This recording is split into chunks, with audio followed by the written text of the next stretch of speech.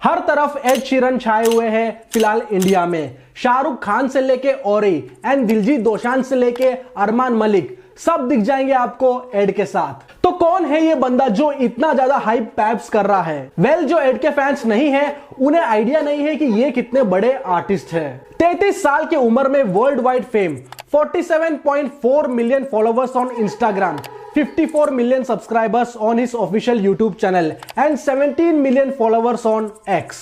भाई लोग, ये है one of the greatest and biggest music artist as of now, Ed Sheeran. India में एड के काफी ज्यादा फैंस है एंड इनका गाना शेप ऑफ यू काफी ट्रेंडिंग पे था अपने यहाँ एक टाइम पे। And recently he Ed Sheeran India आए हैं शो के लिए एंड ये वैसे पहली बार नहीं है कि वो इंडिया आए हैं। इससे पहले 2015 और 2017 में भी आए थे, लेकिन इस बार बहुत ही अमेजिंग टाइम स्पेंड किया है एड ने एंड इवन शाहरुख खान ने भी एड के साथ अपना सिग्नेचर स्टेप वाला रील भी किया है। लेकिन बहुत लोग ये बोल रहे हैं कि शाहरुख खान ने एड शीरन को किस किया है। तो क्या सही में शाहरुख खान ने एड शीरन को किस किया है? चलिए जानते हैं। तो क्या हालचाल है भाई लोग, सेक्टर एक्स में आपका स्वागत है। आज एक अलग और अमेजिंग आर्टिस्ट के बारे में हम बात करेंगे जो कि है एड शीरन। 3 साल पहले जब मैंने ये चैनल शुरू किया था तो मैंने एड शीरन की बायोग्राफी कवर करी थी।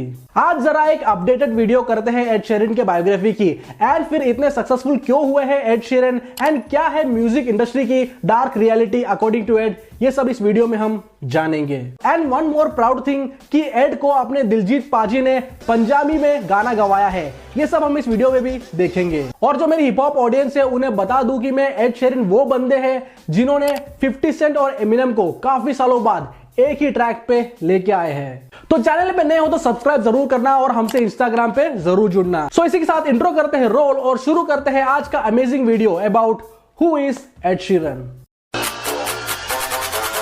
Sector X Entertainment।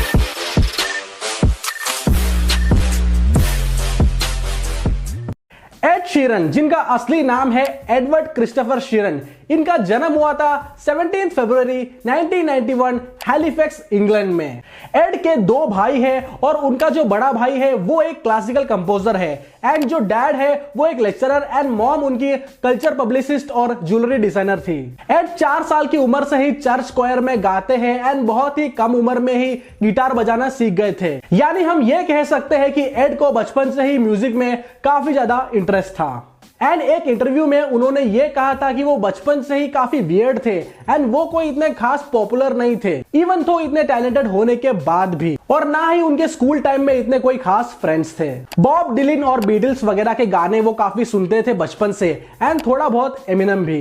म्यूजिशियन बनने का विजन एड का तब क्लियर हुआ जब उनके फादर उन्हें डैमियन राइस के एक म्यूजिक कॉन्सर्ट में लेके गए थे एंड बैक स्टेज में उनके डैड ने एड को डैमियन राइस से मिलाया था, जिन्होंने काफी इंस्पायर किया एड को एंड खुद के गाने बनाने के लिए एंकरेज किया। म्यूजिक के इसी जुनून से वो हैलिफैक्स से लंदन आ गए अपने टीनेज में ही और Ed youth music theatre and National Youth Theatre London में एनरोल हुए एंड एक्टिंग के साथ वो पियानो वगैरह भी सीख गए। और 2004 यानी आज से करीब 20 साल पहले उन्होंने अपना पहला सीडी निकाला खुद के पैसे वगैरह जोड़ के, जिसका नाम था स्पिनिंग मैन एंड इसी के थ्रू एड का बॉन्ड एक बंदे से बनता है जिसका स्टेज नेम था पैसेंजर। जैसा कि सिंगिंग में वो अच्छे हो गए थे तो फिर लंदन में वो छोटे मोटे stage shows and open mic वगैरह करने लग गए थे। खोज वो घर से दूर थे एंड उन्हें अपना खर्चा वगैरह भी देखना होता था और इसी दौरान ही वो बहुत सारे आर्टिस्टों के लिए शोज भी ओपन किया करते थे, इंक्लूडिंग आर्टिस्ट लाइक जे शॉन, मतलब जो अपना इंडियन बंदा है जे शॉन, यस। एंड इसी हसल के दौरान ईपी वगैरह भी निकालने लग गए थे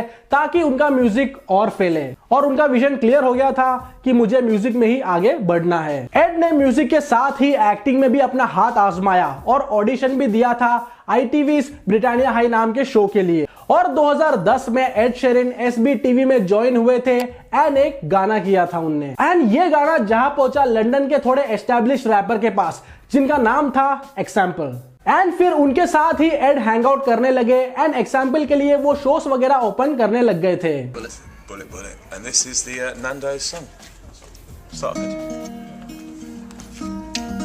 उसी टाइम एड ने अपना ईपी रिलीज किया जिसका नाम था लूज चेंज एंड उसमें एक गाना था ए टीम जो काफी सही हिट हुआ था उस टाइम पे एंड वो गाना एड शेरिन के करियर का एक मेजर टर्निंग पॉइंट बना। मींस इतने आर्टिस्ट के साथ काम किया, इतने stage shows and open mics वगैरह सब किया उन्होंने, उसके बाद भी वो पुश नहीं मिला जो इस एक गाने ने दे दिया था उन्हें। ए टीम जो गाना था वो यूके में काफी सही चलने लगा, इवन तो वो एक मेन स्ट्रीम लेवल का गाना नहीं था उसके बावजूद भी।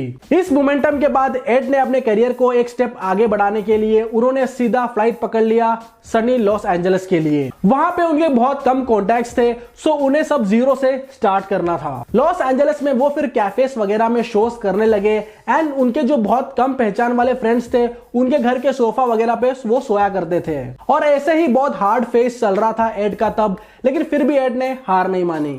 मतलब एक तरफ यूके में उनका गाना हिट हो गया था, उसके बावजूद भी एड शेरिन समझ गए थे कि मुझे और मेहनत करनी है अगर अपने करियर को आगे बढ़ानी है तो। और ऐसे ही लॉस एंजलिस में स्ट्रगल के दौरान एड शेरिन को अमेरिकन एक्टर और सिंगर जेमी फॉक्स के मैनेजर ने एक रेडियो शो में स्पॉट किया और वो काफी इंप्रेस हो गए थे एड शेरिन के सिंगिंग से। सो उस मैनेजर ने जेमी के एक शो के लिए एड को परफॉर्म करने के लिए बुलाया एंड ऐसे फिर वो जेमी फॉक्स से वो मिले एंड जेमी फॉक्स को एड ने अपना स्ट्रगल बताया। सो जेमी ने एड को अपने घर रहने के लिए ही बुला लिया एंड जेमी फॉक्स ने एड शेरिन को अपना स्टूडियो भी यूज करने के लिए दिया।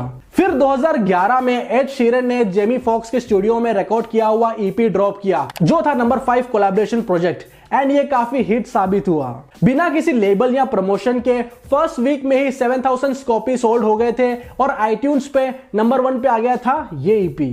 एंड उसके 3 महीने बाद एड ने अपना एक फ्री शो रखा जहां पे पूरे 1000 लोग आए थे एड शेरिन को सुनने के लिए, यानी वो एक ऑलरेडी स्टार बन चुके थे।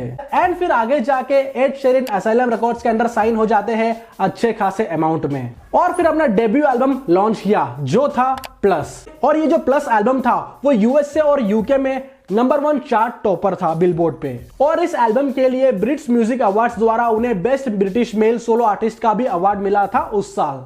और उसके बाद एड ने कभी भी पीछे मुड़ के नहीं देखा और बड़े बड़े आर्टिस्ट के साथ वो कोलैब्स करने लगे एंड हिट पे हिट गाने बनाने लग गए। और तो और उनके गाने ही नहीं बल्कि उनके म्यूजिक कॉन्सर्ट भी काफी ज्यादा चर्चे में था एंड ऐसे ही फिर वो और प्रोजेक्ट्स निकालने लग गए। 2014 में मल्टीप्लाई, 2017 में डिवाइड, 2019 में नंबर 6 कोलैबोरेशन प्रोजेक्ट निकाला उनने और 2017 में जो एल्बम आई थी डिवाइड उसी में शेप ऑफ यू गाना था और वो एक इंटरनेशनल ब्रेकआउट सॉन्ग बना। एंड इसी एल्बम में एक गाना था परफेक्ट जो कि मेरा फेवरेट एड शेरिन का ट्रैक है। आपका कौन सा फेवरेट ट्रैक है एड शेरिन का कमेंट करके जरूर बताना। परफेक्ट गाने का एक डुएट वर्जन भी आया था जिसमें बियॉन्से भी थी। जैसे मैंने बताया था कि एड शेरिन ने 2 बेहतरीन मेरे फेवरेट आर्टिस्टों को एक ही ट्रैक पे लेके आए हैं जो है 50 सेंट और एमिनेम और उस ट्रैक का नाम है रिमेंबर द नेम। काफी टाइम बाद 50 सेंट और एमिनेम एक ही ट्रैक में आए थे वापस। और हाँ भाई लोग 50 सेंट और एमिनेम की बायोग्राफी हमने ऑलरेडी कवर किया हुआ है जिसका लिंक मैं डिस्क्रिप्शन में डाल दूंगा। एड शेरिन ग्रैमी अवार्ड से लेके बिलबोर्ड म्यूजिक अवार्ड्स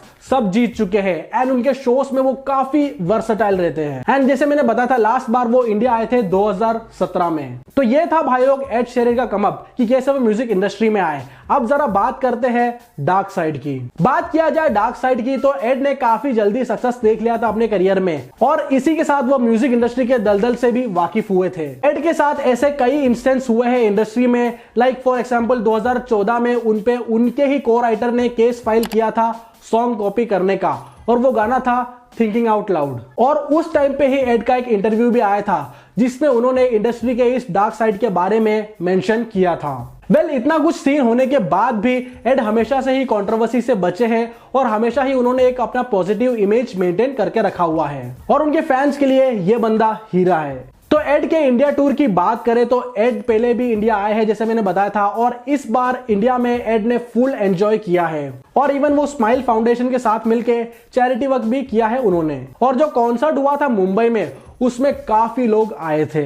मतलब एड का फैन बेस इंडिया में बहुत तगड़ा है और एक तरफ बीटीएस के फैन वाले ये कह रहे हैं कि बीटीएस का कॉन्सर्ट होने दो इंडिया में, फिर ऑडियंस का नंबर देखना शो में। देखते हैं एड से ज्यादा फैंस है क्या बीटीएस के। बीटीएस पे हमने ऑलरेडी एक वीडियो बनाया है जिसको भी आप चेक कर सकते हो। और रही बात शाहरुख खान के किस करने की तो गाइस ऐसा कुछ भी नहीं है। शाहरुख खान ने हक किया होगा और मैक्स टू मैक्स गाल पे किस किया होगा ऐसे फ्रेंडली जेस्टर। तो ये सारे ट्रोल्स एंड आर्टिकल्स एवे डाल रहे हैं लोग एड के लिए। एड ने ना केवल बॉलीवुड बल्कि म्यूजिक आर्टिस्टों के साथ भी वाइब किया, like Armaan Malik, Anu Jain, King and even अपने दिलजीत पाजी के साथ भी। इनफैक्ट दिलजीत पाजी ने एड शीरन को पंजाबी में अपना गाना लवर गवाया था।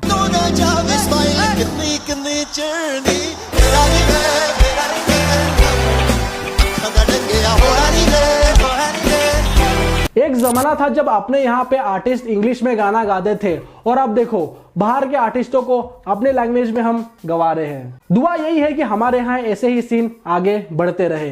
वेल ये था भाई लोग आज का वीडियो। मिलते हैं अगले वीडियो में, तब तक के लिए अपना ख्याल रखना, अपने घर वालों का ख्याल रखना, इंटरनेशनल आर्टिस्ट को सुनना और अपने लोकल आर्टिस्ट को सपोर्ट करना। Bye bye, take care. और क्या पता अपने बीच कोई एड शीरन हो तो लोकल आर्टिस्ट को सपोर्ट करना मत भूलना। और तुम्हारे भाई से इंस्टाग्राम पे जुड़ना ऐसे ही अमेजिंग कंटेंट्स के लिए। Bye bye, take care.